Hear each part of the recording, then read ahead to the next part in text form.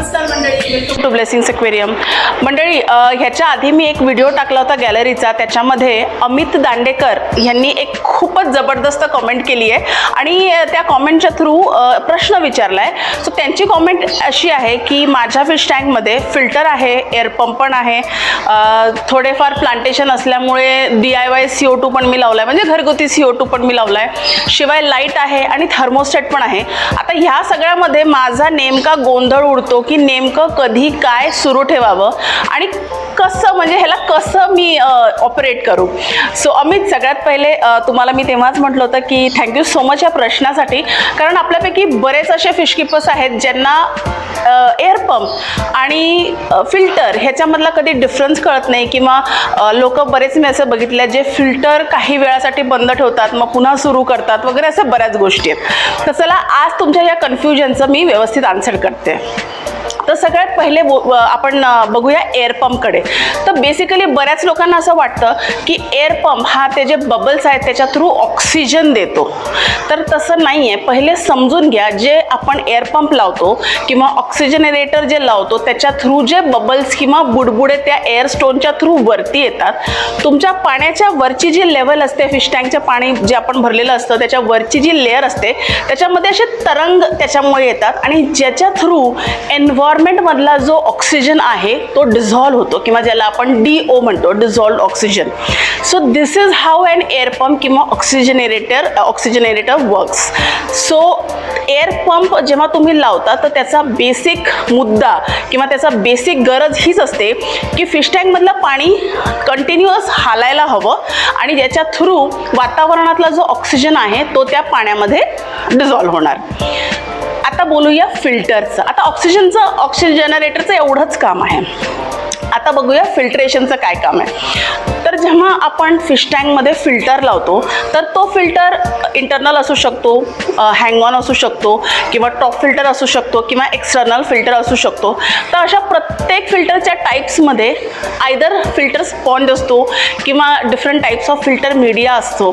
तर फिल्टरचं एक्झॅक्टली काम काय आहे की तुमच्या फिश टँकमध्ये जेव्हा तुम्ही फूड टाकता किंवा तुमचे जे फिश आहेत ते पूप करतात, तर फिश टँक क्लीन करणे हा फिल्ट्रेशनचा मूळ उद्देश आहे. पाण्यामध्ये फिरत असलेली डस्ट पार्टिकल्स किंवा अनइटन फूड किंवा फिश पूप हे पाण्यामध्ये जास्त दिवस तसंच राहिलं तर त्यांनी पाण्याचे लेव्हल्स चेंज होतात, पाण्याची टॉक्सिसिटी चेंज होते, नायट्रेट लेवल्स वाढतात, जेणेकरून फिश मरतात इमिजिएटली. सो तुमचा फिल्टर काय करतो की ही सगळी घाण स्वच्छ करतो आणि त्या फिल्टर स्पंजमध्ये हे सगळं जमा होतं आणि महिन्यातनं एकदा किंवा म्हणजे जसं तुमच्या टँकमध्ये लोड असेल ॲज पर दॅट महिन्यातनं एकदा किंवा आठवड्यातनं एकदा, 15 दिवसातनं एकदा हा स्पंज जो आहे फिल्टरमधला तो तुम्हाला क्लीन करायचा असतो. तर हे मुळात फिल्ट्रेशनचं काम आहे. आता असे बरेच लोक असतील जे म्हणतील की फिल्टर आम्ही 2 तास ऑन ठेवतो मग 2 तास ऑफ ठेवतो. ही सगळी घाण जी फिल्टर ऑन असताना त्या स्पंजमध्ये साठलेली असते, द मोमेंट तुम्ही फिल्टर स्विच ऑफ करता ती पुन्हा टँकमध्ये बाहेर जाते. सो त्याच्यामुळे फिल्टर कधीही बंद करू नका. Filters are suppose to be they are meant to be run 24/7. कुठलाही filter, internal filter, external filter, हा जो तुमचा हँग ऑन फिल्टर असेल त्याला स्विच ऑफ करू नका. ते 24 तास काम करण्यासाठीच असतात. फक्त एवढं बघा की तुम्ही जो फिल्टर वापरताय तो तुम्ही व्यवस्थित फिश टँकमध्ये लावलाय का. म्हणजे for example internal filter, power head ज्याला आपण म्हणतो, बरेच लोक पॉवर हेडची जी पाण्याची जी लेव्हल असते त्याच्या वर ठेवतात, त्यांनी त्याचं ते हेड जे आहे ते जळतं. सो ते पाण्याच्या लेवलच्या आत ठेवा. एक्सटर्नल फिल्टर तुम्ही यूज करत असाल तर प्रॉपर पाण्याचं सर्क्युलेशन होतंय का नाही होतंय तेवढं तुम्ही बघा. पण फिल्टर 24/7 ऑन ठेवला पाहिजे. तसंच एअर पंप, ह्याच्या आधी आपण जो पॉईंट डिस्कस केला तो सुद्धा तुम्ही 24/7 ऑन ठेवू शकता.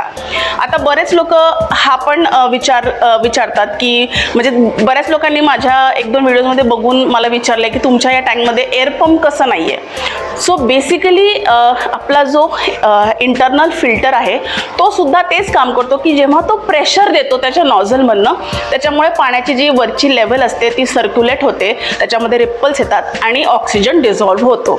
सो अशा वेळेला तुम्ही जर एअर पंप स्किप करून फक्त फिल्टर लावला तरी सुद्धा चालतो. आता बोलूया लाईटबद्दल आणि CO2 बद्दल. आता बघा, लाईट आणि CO2 हे दोन्हीही जेव्हा तुमचं प्लांटेड ॲक्वेरियम असेल तर तुम्हाला सायमल्टेनियसली चालवायला लागणार आहे. सो प्लांटेड ॲक्वेरियमची जर सुरुवात असेल तर 6 ते 8 तास लाईट तुम्ही ऑन ठेवायला पाहिजे आणि CO2 जो आहे तो जर तुमचा प्रेशराईज CO2 असेल तर तो CO2 तुम्ही तुमच्या प्लांटेशनच्या रिक्वायरमेंटच्या हिशोबाने तो लावायला हवा. जर तुमचं प्लांटेड ॲक्वेरियम नसेल तरीसुद्धा फिशना व्यवस्थित रुटीन देण्यासाठी 24 तास म्हणजे 12 तासाचा दिवस आणि रात्र असं व्यवस्थित रुटीन देण्यासाठी इम्पॉर्टंट आहे की तुम्ही कमीत कमी 4 तास तरी लाईट ऑन ठेवावा. आता एखाद्या वेळेला असं असतं की आपला फिश टँक घरामध्ये आपण आपल्या खिडकीच्या बाजूला ठेवलेला असतो. सो त्याला असं हे करायचं की जसं साधारण सकाळपासून संध्याकाळी 6, 6:30, 7पर्यंत 6पर्यंत साधारण आता उजेड असतो, तर त्याच्यानंतर म्हणजे 6:30 ते 9:30 एवढ्या वेळ तुम्ही लाईट ऑन ठेवू शकता. जास्त लाईट ऑन ठेवल्याने ॲल्गे होते, म्हणजे शेवाळं लागतं टँकला, आतमध्ये ग्लासला शेवाळं लागू शकतं किंवा तुम्ही टँकच्या आतमध्ये काही डेकोरेटिव्ह आयटम ठेवले असतील त्यांच्यावर सुद्धा शेवाळं लागू शकतं आणि एकदा हे लागणं सुरू झालं की मग ह्याला क्लीन करणं खूप डिफिकल्ट असतं. सो जर तुमचा रेग्युलर टँक आहे, रेग्युलर ट्रॉपिकल टँक आहे तर 4 तासाच्या वरती लाईट ऑन ठेवू नका. आणि तुमचा जर प्लांटेड ॲक्वेरियम असेल तर मग मात्र तुम्हाला लाईट आणि CO2 ह्यांचं कॉम्बिनेशन ठेवूनच मग तुम्हाला म्हणजे पॅरलली हे कॉम्बिनेशन तुम्हाला मेंटेन करावं लागेल. आता अमितने विचारलं होतं थर्मोस्टॅटबाबत. आता थर्मोस्टॅटमध्ये ना 2 ऑप्शन्स असतात. एक आहे थर्मोस्टॅट जो की ऑटोमॅटिक असतो आणि एक असतो हीटर जो तुम्ही मॅन्युअली ऑन आणि ऑफ करता. तर हीटर तर मी सजेस्ट करतच नाही, कारण मॅन्युअली ऑन आणि ऑफ करायचं आजकाल कोणाच्या लक्षातही राहत नाही आणि बऱ्याचदा असं इन्सिडेंसेस झाले आहेत की ते ऑफ न झाल्यामुळे पाणी बॉईल झालं आहे आणि फिश मेलेत. सो इट्स गुड की तुम्ही मॅन्युअल हीटरला आता साईडला ठेवा आणि एक थर्मोस्टॅटला तुम्ही जा. थर्मोस्टॅटचे फायदे काय काय, तर थर्मोस्टॅट सगळ्यात पहिले म्हणजे तुम्ही ज्या टेम्परेचरला मेंटेन करता त्या टेम्परेचरला तुमच्या फिश टँकचं पाणी मेंटेन करतो. म्हणजे तुम्ही 28 डिग्रीला सेट केलं तर तुमच्या फिश टँकचं पाणी तो 28 डिग्रीपर्यंत घेऊन जातो आणि तिथे तो कट ऑफ होतो. पुन्हा पाण्याची टेम्परेचर थोडीशी खाली, पाण्याचं टेम्परेचर खाली आलं की तो पुन्हा स्विच ऑन होतो. सो ऑटो कट ऑफ आहे, हे सगळ्यात महत्त्वाचं आहे आणि खूप खूप सोयीचं आहे तुम्हाला. सो थर्मोस्टॅटसुद्धा तुम्ही 24 तास ऑन ठेवू शकता कारण तो ऑटो कट ऑफ आहे. सो त्या टेम्परेचरला जाऊन तो ऑन होतो आणि मग पुन्हा तो ऑफ होतो. त्याच्यामुळे तुम्हाला काळजी करायची गरज नाही आहे आणि तो तुम्ही व्यवस्थित 24 तास ऑन ठेवू शकता. तर मित्रांनो, तुमच्यापैकी पण बऱ्याच जणांना जर हा प्रश्न पडला होता आणि बरेच वेळा तुम्ही कसं काय करावं हे न कळल्यामुळे खूप जास्त कन्फ्यूज स्टेटमध्ये होते आणि ह्या व्हिडिओमुळे जर तुमचं कन्फ्युजन काही दूर झालं असेल तर नक्की मला कॉमेंट सेक्शनमध्ये सांगा. आणि जसं अमितनी त्याचा प्रश्न विचारला आणि त्याच्या थ्रू तुमच्यापैकी पण बऱ्याच लोकांची हेल्प झाली असेल असं मी अपेक्षा करते. तर तुमच्याही मनात असे काही प्रश्न असतील तर नक्की आम्हाला कॉमेंट सेक्शनमध्ये सांगा, सो दॅट नेक्स्ट व्हिडिओमध्ये मी तुमचा प्रश्न घेऊन तुमचे इश्यूज सॉर्ट आउट करू शकते. सो मित्रांनो, कसं वाटतं आहे आमचा चॅनल हे पण मला नक्की सांगा, कारण मला फार आवडतं जेव्हा तुम्ही आमच्याशी डायरेक्टली बोलता कॉमेंट सेक्शनमध्ये आणि मी सगळे कॉमेंट्स वाचते, मी सगळ्या कॉमेंट्सना आन्सर देते. सो मला खूप खूप आवडतं जेव्हा तुम्ही पण समोरनं फोन करता किंवा कॉमेंट करता. आणि मित्रांनो, केवळ तुमच्यापुरतीच नाही बरं का, तर अख्ख्या महाराष्ट्रात आपल्याला फिश किपिंगचं नॉलेज, व्यवस्थित नॉलेज म्हणजे असंच नॉर्मल नाही व्यवस्थित फिश किपिंगचं नॉलेज पोचवायचं आहे कानाकोपऱ्यात. सो माझा व्हिडिओ आणि माझा चॅनल हे दोन्हीही आपल्या फिश हॉबीज मित्रांबरोबर नक्की शेअर करा. हा व्हिडिओ आवडला असेल तर लाईक द्या आणि चॅनलला सबस्क्राईब कराच. मी तर म्हणते कराच, चॅनलला सबस्क्राईब करा. आणि जर आम्हाला व्हिजिट करायचं असेल तर विमाननगरला या आणि हो, सबस्क्राईबच्या बाजूला एक बटन आहे ना, ती बेल आयकन ते पण दाबा, म्हणजे माझा नवीन व्हिडिओ आल्याबरोबर तुम्हाला कळेल.